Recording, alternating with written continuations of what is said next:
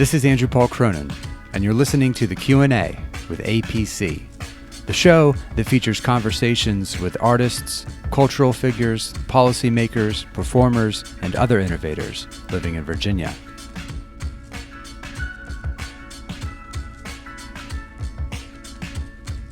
Episode 32, Kim Warp. My guest, Kim Warp, is a cartoonist who has been drawing professionally since 1982. Her work and cartoons have appeared in The New Yorker, Reader's Digest, Harvard Business Review, and Cosmopolitan, among others. Kim and her two older sisters grew up drawing together at the kitchen table, creating cartoons and jokes to make each other laugh. She studied graphic design and took several cartooning classes at Western Washington University. She published her first cartoon in Playgirl magazine shortly after graduating from college. In 2000, she received the National Cartoonist Society Reuben Award for Best Gag Cartoonist, and her work has been featured in the Rejection Collection, Cartoons You Never Saw and Never Will See, in The New Yorker. Her work can be found across The New Yorker's many platforms, on NewYorker.com's Daily Cartoon, in the print magazine, and on Instagram at New Yorker Cartoons. This episode of the Q&A with A.P.C. was recorded at the Slover Library in downtown Norfolk, Virginia. For more information about Kim Warp and her cartoons, visit warpcartoons.com.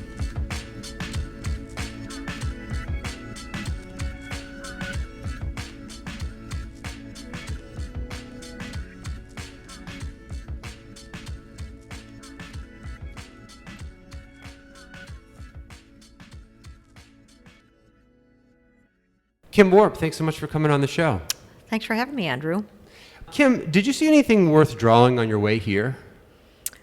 No. I wasn't thinking about drawing. So it's not something where you feel like you are, like the feelers are out all the time? They're out, but I've been doing it so long that, I guess I'm not aware of it till something hits me, so. We're in a library right now. We're recording at Slover Library in Norfolk, Virginia. Have you ever done a library cartoon? I can't remember having done one. Do you think maybe you might? Well, we were just talking about coffee, and you were talking about trying to learn to like coffee and the kind of coffee you liked. So I might get a coffee cartoon. It's the only thing that's triggered so far. So far, okay. Have you ever done a podcast cartoon? I've never done one yet. One yet, okay. Kim, you've said that most cartoonists are observers. Where are the best places to observe in your experience? Actually, just going through my day-to-day life, you're just, as you say, you have your feelers out, so when something happens, you're aware of it. But I find it best to get out. When I can't draw, I get out in the world and go shopping, or I like to go to the gym every day, or we go to movies a lot.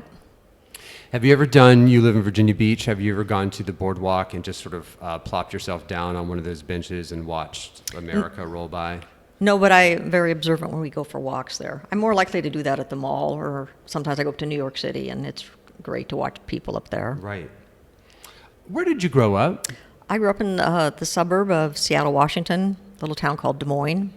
Is that on the water? It's right on Puget Sound, yeah. Okay, nice. Was there fishing growing up? I didn't fish growing up. There were people that fished there. We went sailing. My dad had a sailboat. Okay. What did your parents do for jobs? My dad was an engineer at Boeing, and my mom was a nurse. Were they strict, loving? Was there good communication? What was that like?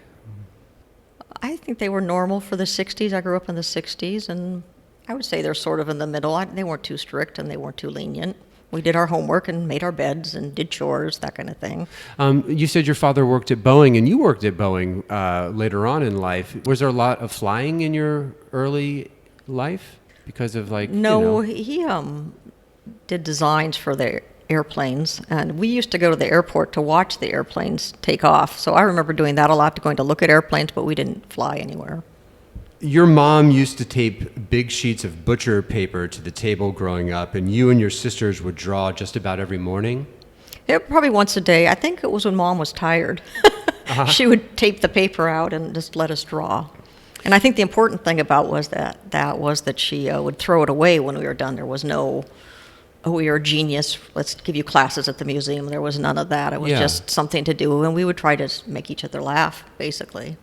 It seems like a very smart thing to do on her part. The setting it up, but the butcher paper in particular was something that I was interested in because it seems like a very innovative, kind of novel idea to do. Well, I said that in some interview, and then she said, no, it wasn't butcher paper, it was computer paper that my dad got left over from Boeing. So I'm not quite sure what it was, but it was huge sheets that was taped on the table.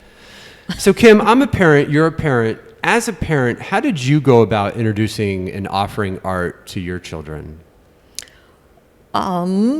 We used to just have it all around all the time. We had Play-Doh and coloring and paper and pens all the time. They would see me drawing on the computer, and they can always do that as well. But no pressure. It was just always there. It was there.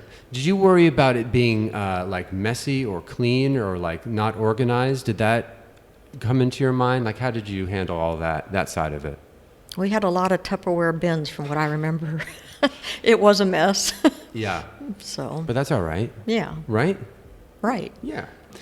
There's a book called Collier's Collects Its Wits that played a large part in introducing cartoons to you. Is that like the Collier's Encyclopedia people?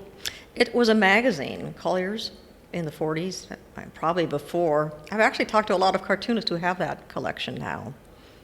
What did you find when you went? Your parents had that anthology collection lying around and you found it? It was, actually my mom's mom collected cartoon books, and she had gotten it from her. It was in our bookcase, and I found it. It was actually my first introduction to gag cartooning specifically, as opposed to newspaper cartooning. So non-narrative, just one gag, and it was very funny. I mean, it wasn't like Snoopy. Not that Snoopy's not funny, but it was about alcoholism. Sure. Like real world. Spouses trying to murder each other. So, when you're a little tiny kid, it was like, well, this is different. And it's single panel, just one. It was single panel, rectangle. and these guys, I think you would think of them as New Yorker cartoonists if you found this book. That's the same people. Who's in it?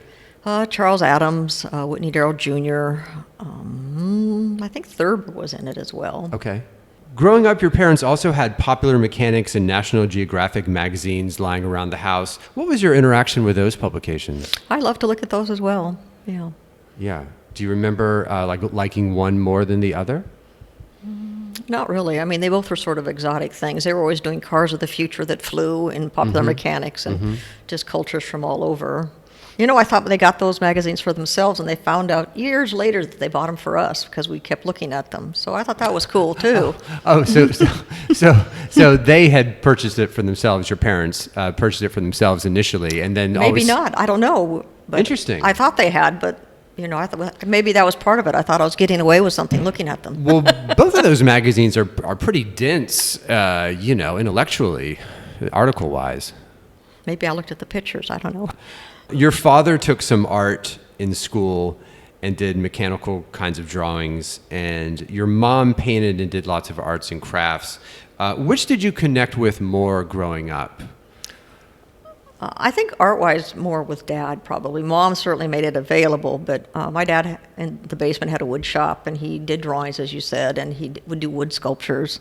So we connected that way. Was he? Did he have like a drafting table with a nice lamp and with like a T-square and like all the trinkets that go along with that? I know I still have his drafting brush and some of his T-squares and triangles. I don't remember him having a table set up, but he must have at the time. What kind of mechanical art did he do? Like, was it blueprints, like architecture kind of things? Or Well, he would like... draw airplanes or things like that. Yeah. He was in the Navy in World War II in the Flying Fortress, and I know he made a model Flying Fortress out of wood one time. And If your father was here, one thing that I always think about when it comes to airplanes and their airplane design is it seems like, and maybe this is sort of silly or stupid, but it seems like the basic design of an airplane has not changed very much since the very beginning. Shouldn't it have changed a little bit more? I mean, doesn't it sort of... they have the wingtips go up. Well, physics hasn't changed. I mean, the mechanics have to stay the same, don't they? That's true. I guess so. I don't know. I don't know that part of it. Have you done an airplane cartoon? You must. Oh yeah, I've definitely. drawn. I draw airports a lot and Yeah. travel-related cartoons a lot. I read you enjoyed Peanuts when you were growing up, the cartoon Peanuts when you were growing up. Did your kids enjoy Peanuts? I know they watched it on TV. I don't recall them reading the funnies in the paper that much growing up. Did you enjoy it? I read you enjoyed it. Is that true? Peanuts, yeah, I used to enjoy Peanuts. I'm trying to remember which strips I used to like. I was a big Far Side fan. He was from Seattle as well. Yeah. Gary Larson, yeah. right? Mm-hmm. He had a more of a gag cartoonist sensibility. Yeah, and Gary Larson, the Far Side I got into in middle school, I think, because it was sort of for me, I guess, an intellectual sort of jump. You had to have some sort of kind of world or people knowledge to get some of that, I felt like, right? Right, and he was a scientist, I think, before, so he had a lot of obscure biology jokes and things that were fun to try to figure out. I asked you, Kim, about Peanuts because as a parent, our oldest son really enjoys Peanuts. And we were riding in the car, and he was reading it out loud and talking about, I guess, reading the speech bubbles out loud. It seemed very mean-spirited and negative. I think it's a child's point of view about the adult world, and there's certainly that element in kids teasing each other. And yeah, it's pretty relentless. Yeah. The teasing. Yeah? It never struck me as being unusual, though. Not out of the norm? Not out of the norm for the 60s, I guess. Kim, what was your first job, like high school job? I was a babysitter a lot in high school, and I remember washing dishes at a nursing home. You had both ends of the spectrum there. Yeah, I guess so. After high school, did you go straight to college? I did. I went to Western Washington University in Bellingham, which is near the Canadian border. Do you remember the nickname of that university? I mean, they were the Vikings, I believe. That's right.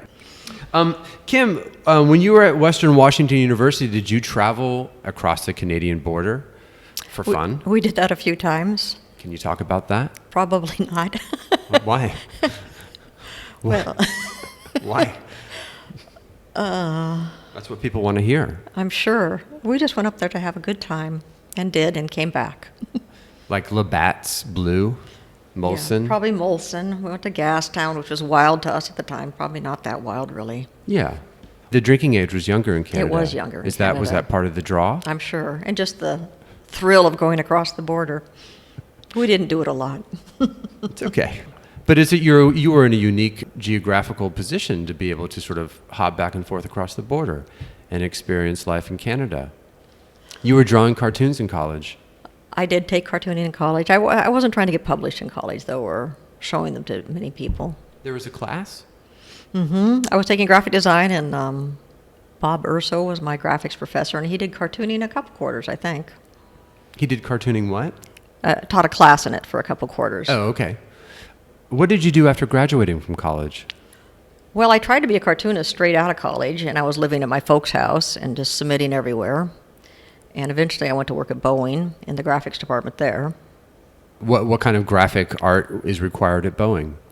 We did a lot of presentation graphics, which is just doing whatever drawings the engineers need for meetings or whatever. And we do proposals to the government. And I would also, then I worked in the commercial side later at Boeing, and then we'd do brochures of the airplanes and things like that. Did you ever get to fiddle with that typeface, the font, the Boeing Helvetica, font? I believe it's called. Is that what it is? Yeah, I think everybody used Helvetica back then. Was that up for grabs? Did you have a say in that? Oh, heavens no. No. That was Above your pay grade. above my pay grade, far, far. You stayed home and raised your daughters for several years, but after a while you started cartooning again. Mm-hmm. What brought you back?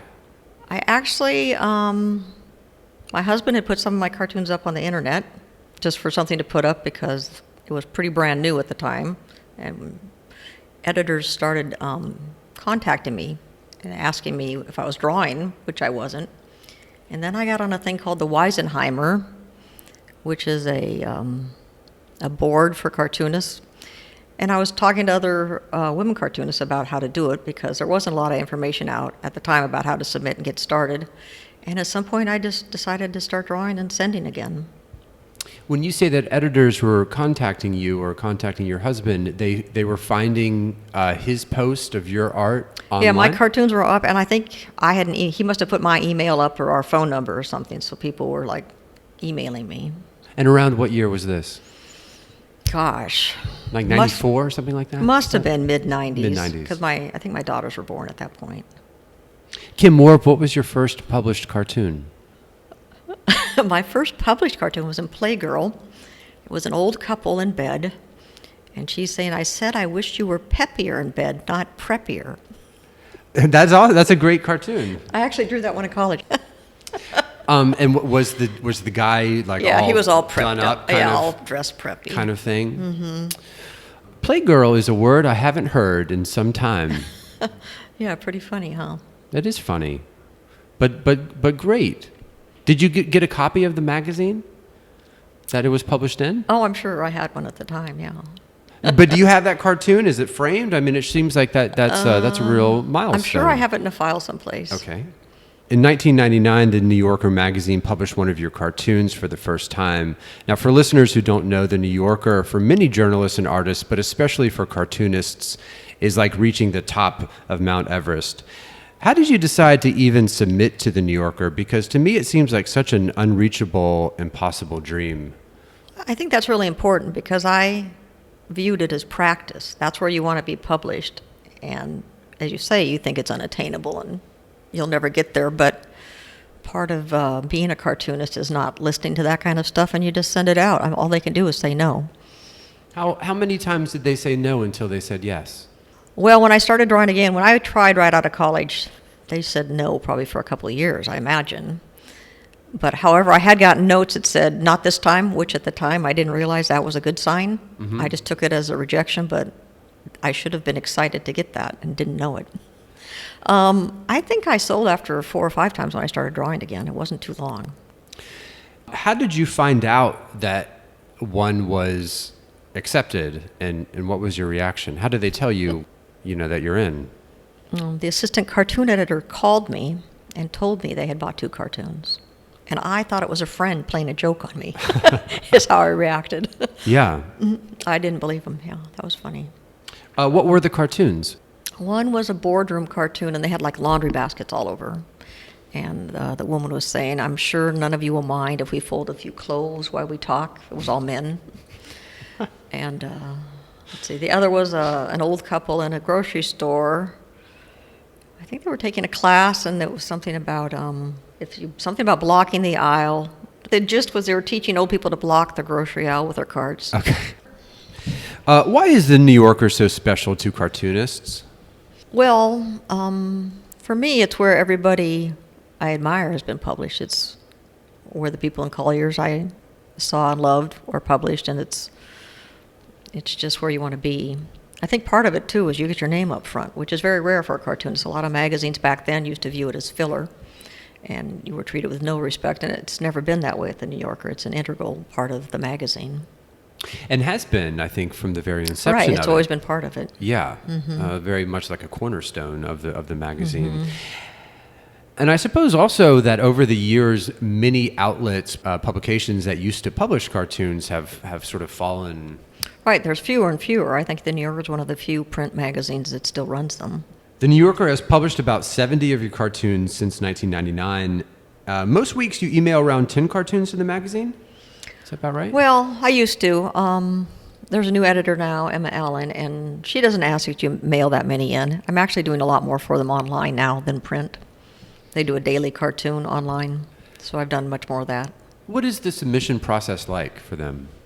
For the daily cartoon? For any and all, yeah. Oh, well, for the magazine, it used to be 10, and a lot of people still do 10. You just get 10 ideas together, and you send them as a PDF file these days. You used to mail them in, and you'd get an envelope back, but that's all done. Now everything's done electronically. Yeah. And then you hear probably by the end of the week if they want one. Via email? Mm-hmm. Yeah. And you submit Monday, Tuesday? I read that. Is that right? The deadline's usually Tuesday. It varies some, but. And so come Friday evening, afternoon, we're sort of kind of waiting. People are slashing their wrists, yeah.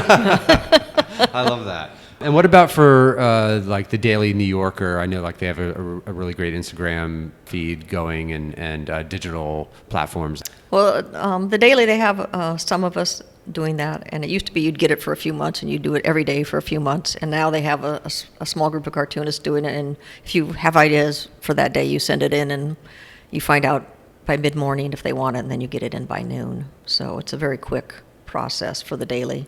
How far out do you know that your cartoon is going to be in an issue of the New Yorker? So the New Yorker is published weekly.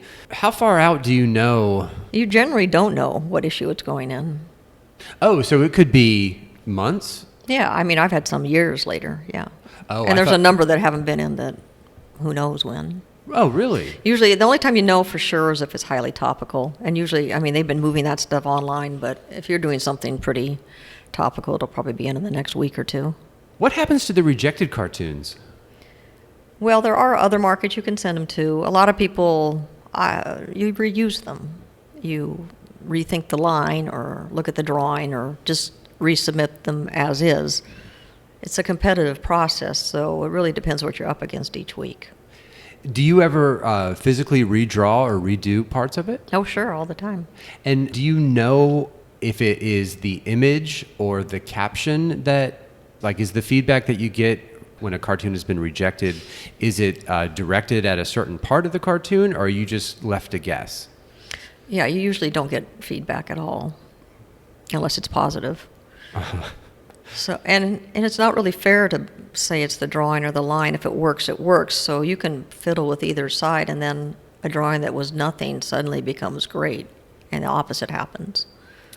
Kim, people of all ages read The New Yorker. Do you think about that when drawing or submitting your work? No. You really have to draw what you want to draw, and that's not my problem. And I think that's the only way to draw. You just put it out there, and that's the editor's job. When other cartoon editors take over, as Emma Allen did earlier this year, are different editors looking for different things from cartoonists, and does that change what you submit?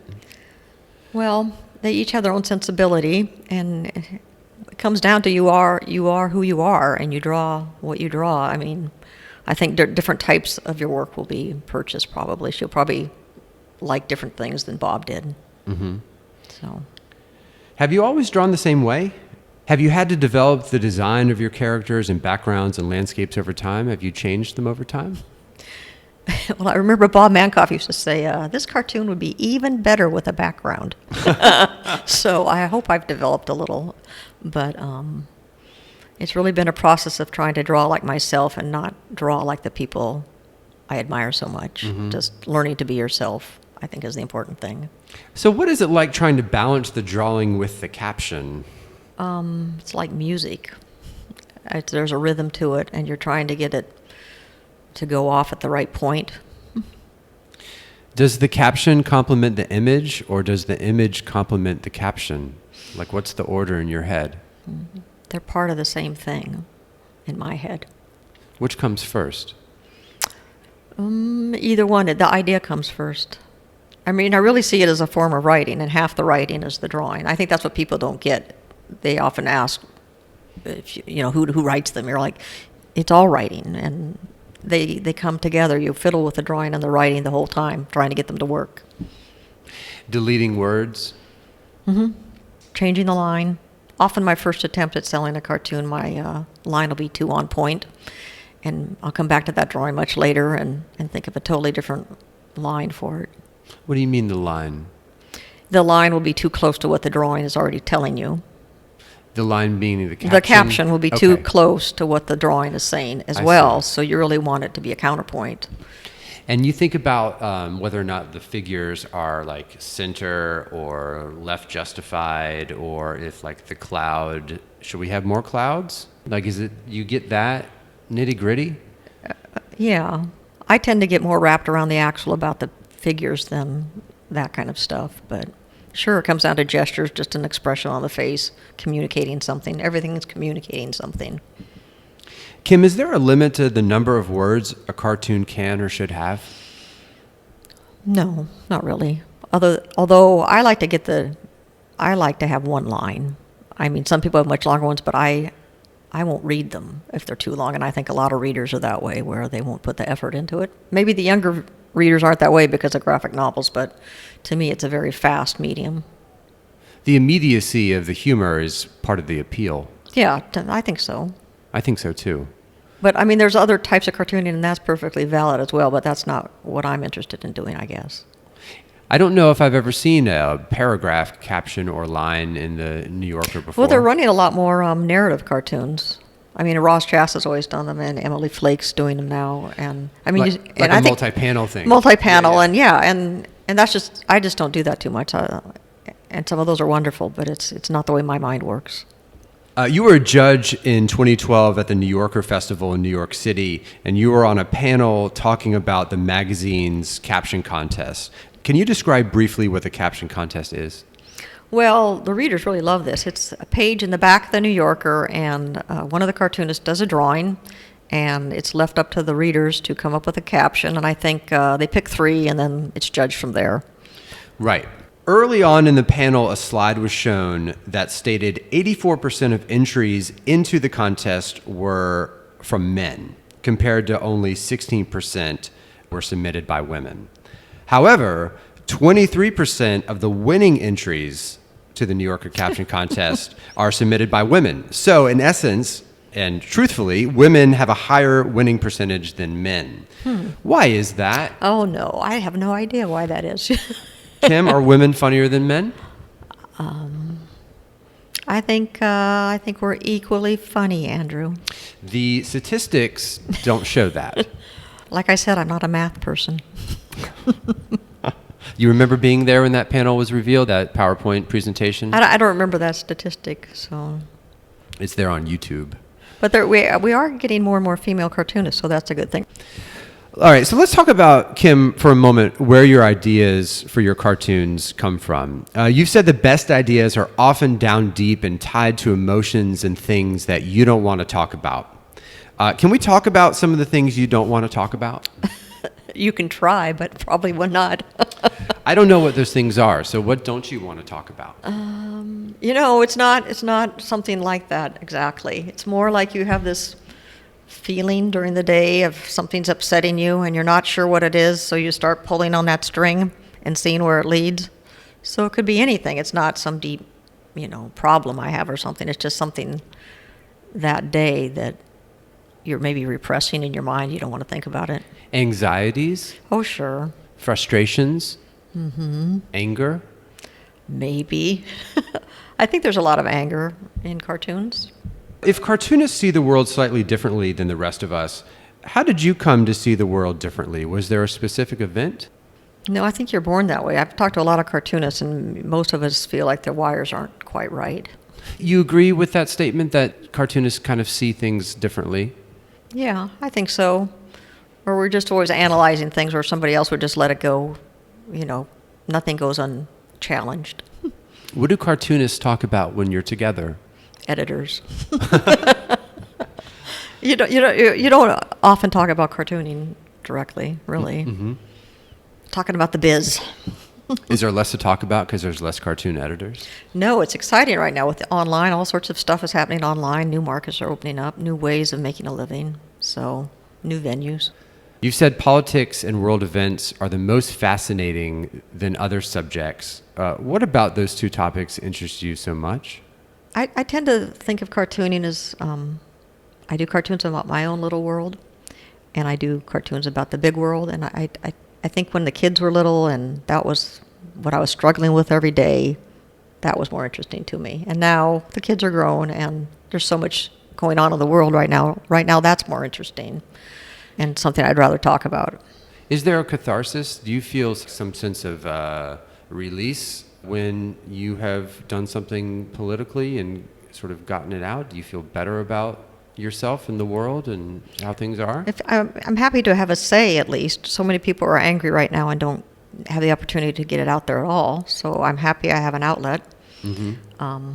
I don't know that I feel it's doing anything. It helps me understand things. I mean, part of why I draw is it helps me process what I think.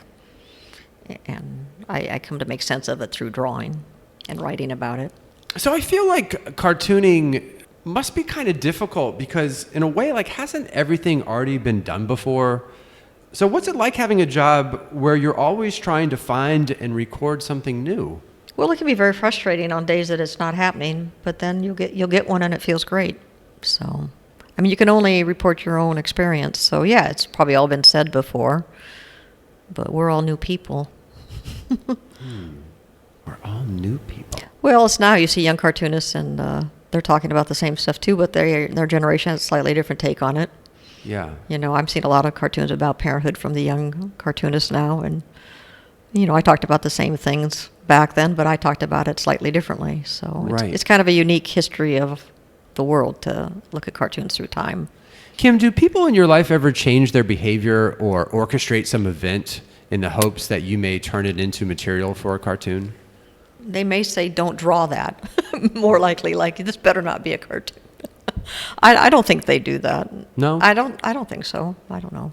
Sometimes people will give you ideas. They want to tell you an idea for a cartoon. What's that like? Well, some people really close to me are pretty good at it and can actually give me ideas that I've used. But often people that I don't know, they'll tell you a joke or something that really isn't a cartoon, or that, you know what I mean? Mm-hmm. Yeah. So Sure. and since, as you say, you always have your feelers out, you're doing it all day long, that most ideas you've probably thought of before, that someone that doesn't try and do this all day long every day. Yeah. Right. Right. Yeah. Are there things that you store away that you know will find their way into a cartoon later? Yeah. I mean, I have notes and scraps of paper, and sometimes it can take a while to figure out how to work it into a cartoon, how to feel your way into a subject, but you know you want to draw about it. Do you keep something on your person to write those down, record them? Anymore, I use my phone. I used to have notepads, but now I'll just send myself an email or put it in a text to myself. In 2000, you won the Best Gag Cartoon from the National Cartoonists Society, which was voted on by other cartoonists. Can you talk about winning that award? Congratulations, by the way. Oh, thank you. That was really exciting. I was just starting to draw again, so it really made me feel like a cartoonist, and that was important to help me keep going. It's like the Oscars for cartoonists, you've said. Yeah, it's from your peers, so that meant a lot. What was the cartoon? It was for your body of work. It wasn't for a particular cartoon. Well, that's even grander in a way, I suppose. What was the hardware? Do you receive a physical award? Yeah, you get like a plaque. Yeah. A plaque. On their website, they have many different categories or types of awards, and one of the awards you could get like a gold T-square or something. I think that's. You've seen that? Yeah, I think that's for cartoonists that have done it for 50 years or something like that. So. Right. That would be awesome to have a gold T-square. Yeah. Wouldn't it? No? Yes? I'll be 80, so we'll see what it means to me at the time. Here in Norfolk, you had a solo exhibition of your work, and at the show, there was a box you placed in the gallery and marked it, quote, "Give Kim a cartoon idea." Did you get some usable material out of that box? I got a lot of joke ideas from people I knew, I think, mainly. I don't remember if I found any I could use in there. Your name, Kim Warp, particularly your last name, is so easy to remember. Do you think having a last name that is easily recognizable helps you get a following, or that it helps your cartoons in some way? Yeah, I think it's a great name for a cartoonist. I mean, what a lucky thing to have that name. Because you sign as all cartoonists do, and artists, you sign your last name. And as a New Yorker reader, BEK with those squares, Bruce Eric Kaplan, I believe. Mm-hmm. You start to sort of pick up the patterns, and you recognize, and it's like in addition to the actual drawings themselves and the sort of the humor, it does help to kind of build a relationship. And I feel like your name must aid you in that. I hope so. Yeah. No one said that to you before? A lot of people ask me if it's my real name, thinking I made it up just for cartooning, but it is my real name. It's Norwegian. It was Norwegian. Varp. Varp, yeah. It was Varp. V. With a V. Yeah. You glad about the change? Varp would be cool too, wouldn't it? Yeah. It's fine. Varp speed. Yeah, see, that's what I got. It's great for cartooning, but I grew up with Star Trek cartoons, it's true. I mean, jokes about my name. I grew up in the 60s, Star Trek, all the way. Just Warp like all speed. the rest. Just like all the rest. What can cartoons do that other forms of media can't? Well, you can do anything.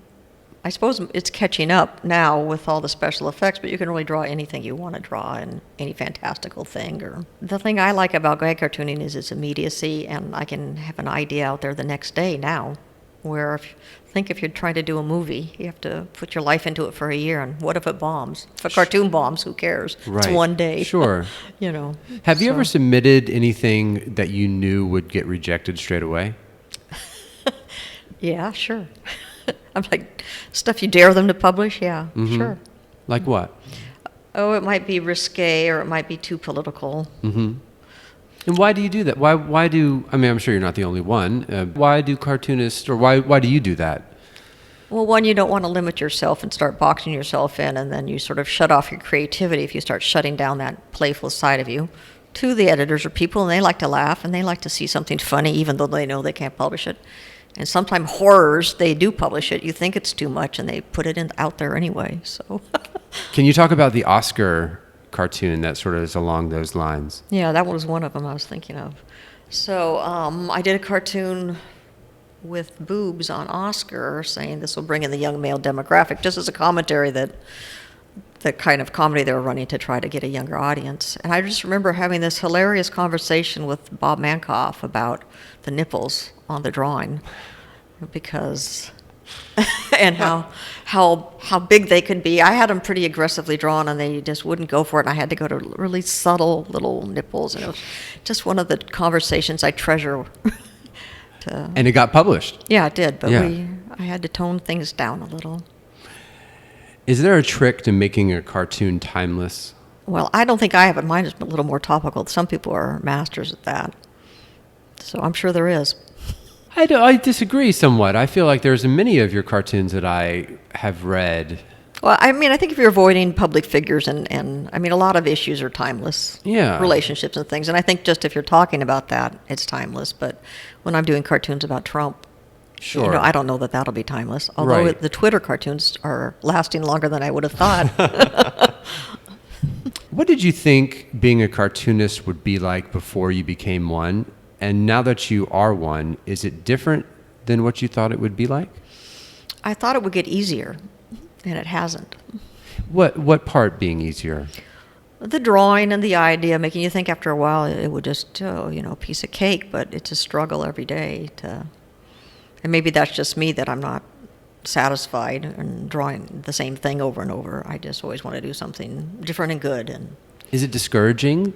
no, I enjoy that You like part. the- I like the challenge of it. Yeah. Yeah. Yeah. I play guitar and spend a fair amount of time on the internet looking and reading about guitars and effects and amplifiers, and it's very easy to go down this internet guitar rabbit hole. Is there an ink or drawing pen or paper culture community out there on the internet that you're a part of? Well, I mentioned the Weisenheimer, which I used to be a part of. Not so much anymore. I mean, I have a lot of cartoonist friends, but most people are drawing or trying to write. I mean, most of the people I know that do this are working most of the time. But do you get into the gear of your job, like the pens, they've got a new pen coming out and it's extra fine? Well, I don't use pens too much anymore. I draw a lot on the computer with my Wacom tablet. And the truth is, it's not in the pen. George Booth, who's a master, draws with a Bic pen. So after a while, I think that's what you learn, is that it's not in the gear. What's the device you use? It's a Wacom tablet. It's you draw with an electronic stylus, and it shows up on your screen. Photoshop. Okay. But it mimics a pen. But I have an Amiki Falcon pen I like, and I use the Micron pens. I mean, I've used them all. I'm a junkie, yeah. You've said your favorite cartoon of your own is always the one you're currently working on. What are you currently working through right now? Well, since it's Thanksgiving, the deadline's Monday, so I'm thinking I better start drawing. I don't really have an idea today, so. So maybe a Thanksgiving kind of thing? Oh, no, too late for Thanksgiving. late, okay. Too late. You got to do it a few weeks ahead. Okay. So, don't know. Maybe it'll be about coffee. But there's nothing, I find this hard to believe, Kim. There's nothing, you don't have some kind of stuff that you're going to, Oh, I'm sure I do. some ideas percolating back home? I'm sure I have stuff written down at home. This is different probably from when I'm younger. I don't think about it all the time, and No, sometimes, I like to let my mind rest and come to it fresh. And when I start drawing, see what's there. Kim, do you have any questions for me? Got any cartoon ideas? No, I don't. I don't know how the idea of making it so direct and all-encompassing in one thing seems very difficult. So I've thought about if you were to ask me that, but I can't get off the ground with anything because it seems so large of an idea that you have to make so small. And see, I have the opposite problem. When I have to write a long thing, I can write a sentence about it. So it's the opposite. I surf, and you mentioned in an interview that you've imagined yourself surfing, but you wouldn't dare to try it because you've done so many shark cartoons and you're, quote, afraid of karma. Is that true? Do you believe in karma?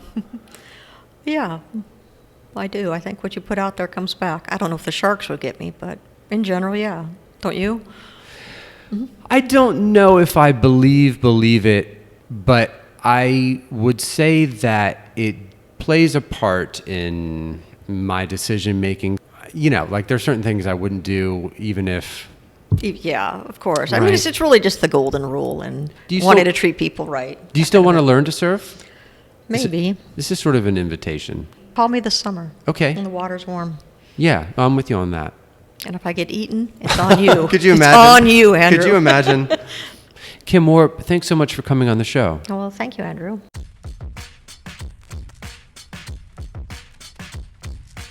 This is Andrew Paul Cronin, and you've been listening to the Q&A with A.P.C. To hear archived episodes, visit QAAPC.com. For exclusive content, including upcoming shows, behind-the-scenes pictures, and more, follow the show on Instagram, Facebook, and Twitter at QAAPC. The executive producer of the Q&A with A.P.C. is Ben Riley. The music was arranged by Soup.